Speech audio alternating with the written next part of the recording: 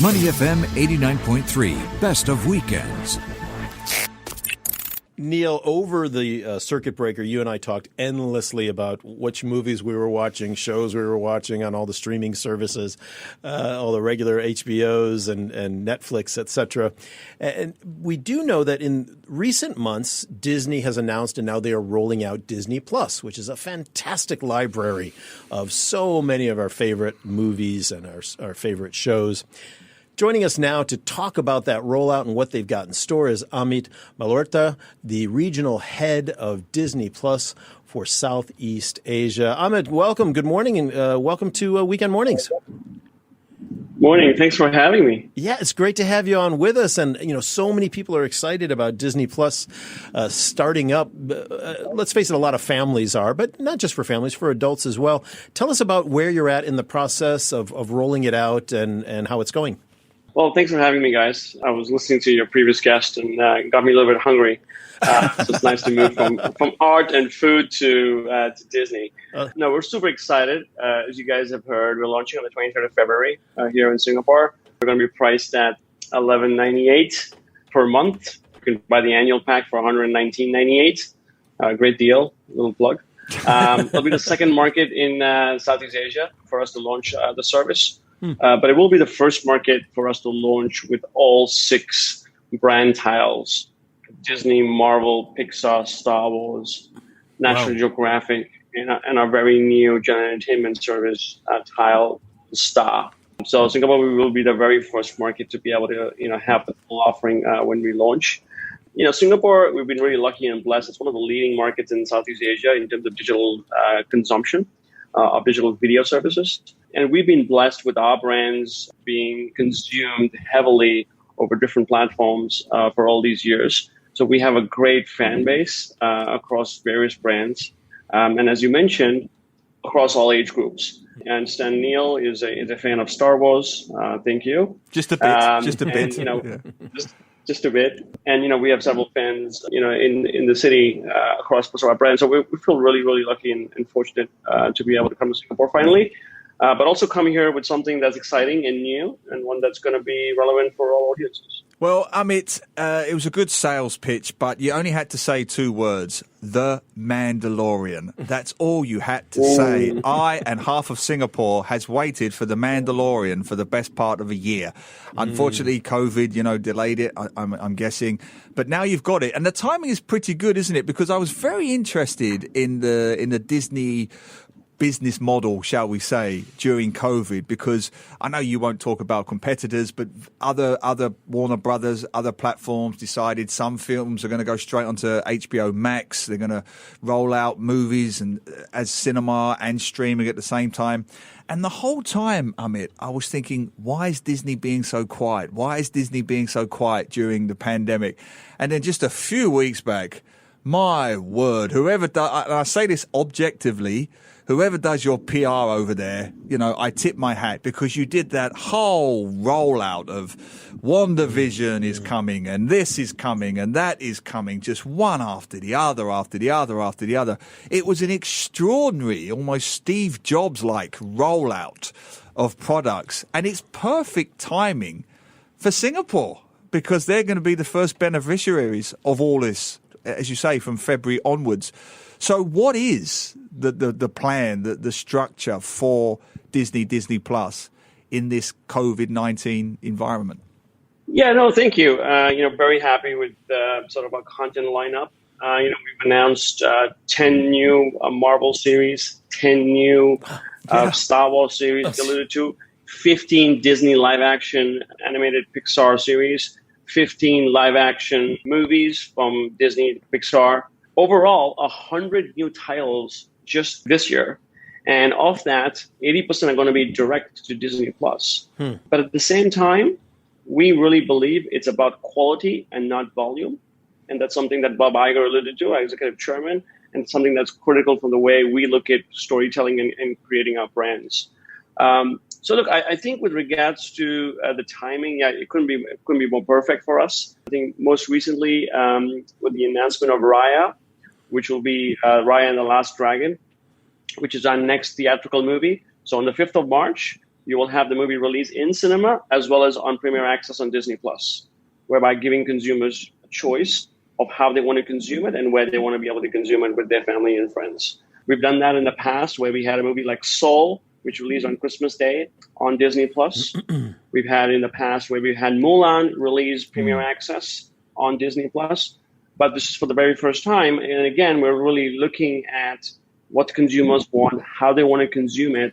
So we're really pleased to be able to bring these out, right? If you really think about the depth and the breadth of content we have, each of those brands, looking at, bringing out some of the recreation of our classic animated movies into the new live action movies with Mulan, Cinderella, Beauty and the Beast, or when thinking about, National Geographic and the educational value that we're bringing through with all of the shows that we're now coming to market with, or thinking about Star, which is going to be a completely new general entertainment show, which has got all your favorites, including all 17 seasons of Grey's Anatomy, as well as season 17, which is going to be day and date, with the US. It's a series finale.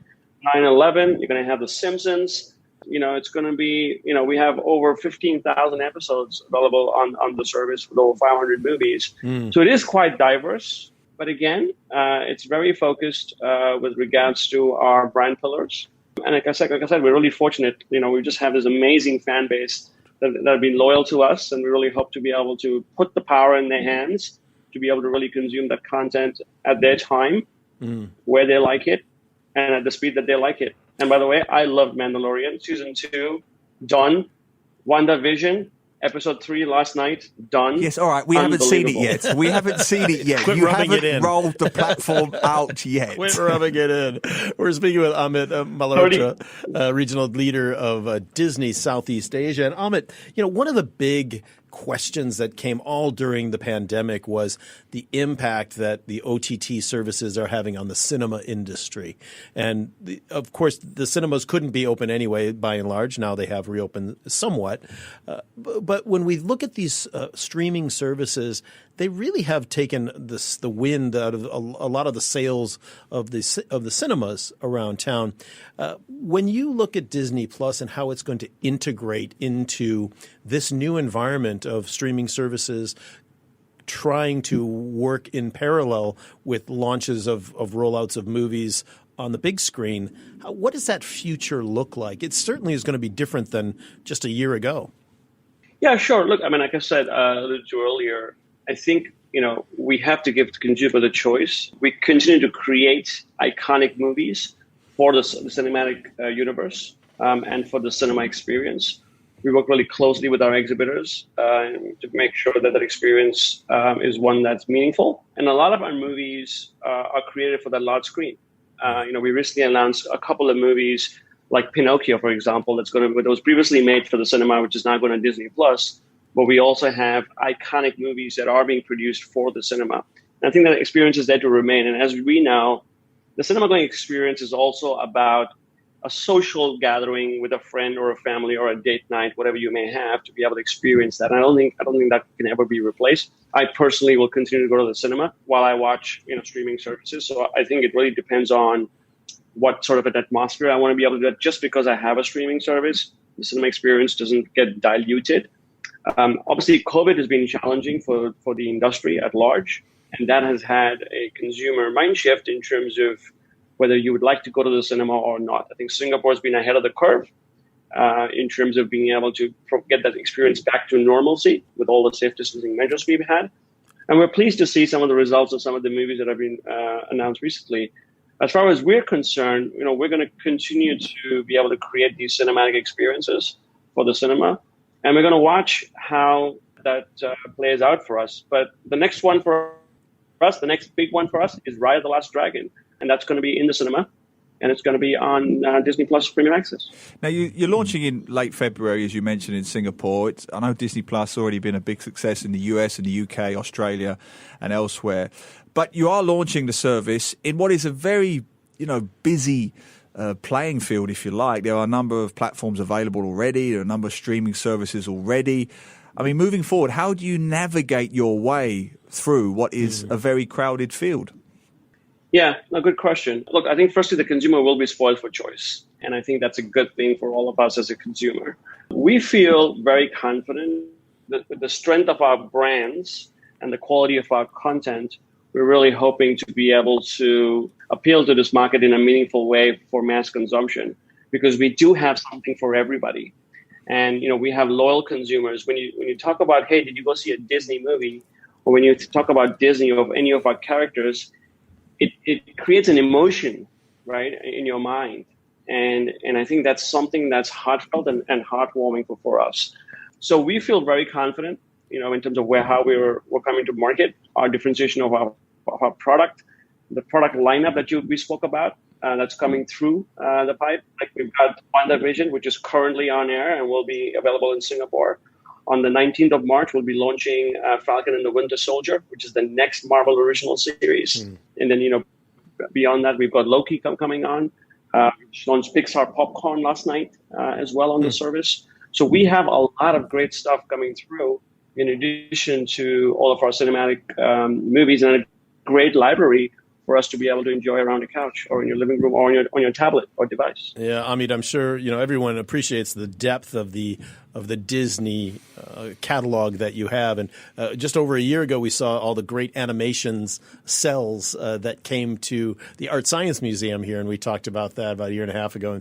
And very exciting times indeed for Disney Plus in a crowded market, but like you say, with a lot of offerings that will be quite different for the viewing audience. We have to leave it there, but thanks to Amit Malhotra, the regional lead for Disney Plus in Southeast Asia. Great to have you on today. Thank you, guys. Really appreciate it. Have a great weekend.